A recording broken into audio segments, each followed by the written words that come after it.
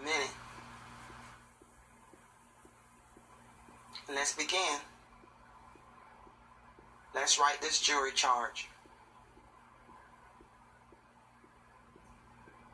Members of the jury, let me first commend you for the very careful attention that you have been paying to the testimony in this case and to the arguments of counsel.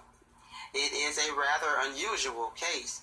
The plaintiff, Florence Doolin, is seeking a verdict at your hands against Agnes Rowland, administratrix of the estate of James Porter, deceased the defendant.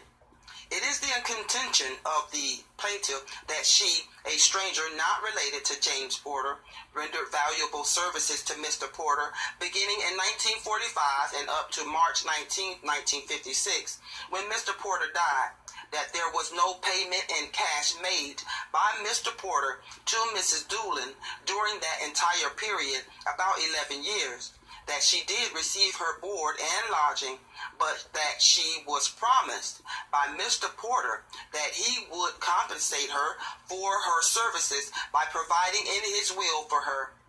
That, in general, is the contention of the plaintiff. She says that no will was found making any provision for her after Mr. Porter's death, and therefore, she says, she is entitled to receive from the estate of Mr. Porter, from the defendant in this case, the reasonable value of these services, which she rendered in reliance upon the promise of Mr. Porter to compensate her by providing for her in his will. To substantiate her claim, she produces the testimony of a large number of friends and acquaintances of Mr. Porter and Mrs. Doolin.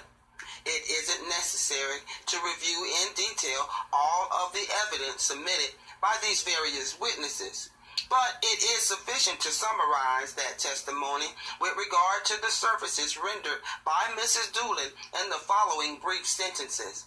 It is admitted in the pleadings that beginning June 15, 1945 and up to February 1st, 1946, the plaintiff, at the request of James Porter, acted as his housekeeper and cared for his sister, who was ill and incapacitated.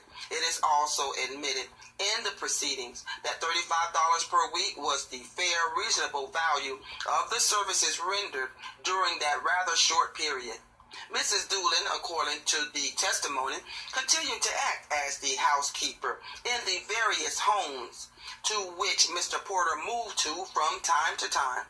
She did all the housework, cooked, cleaned the house, did a lot of extra work in the way of taking care of apartments which were rented to tenants in the house which they occupied as their residence, and also in the other house which they occupied as their residence, and also in the other house on 6th Street which was owned by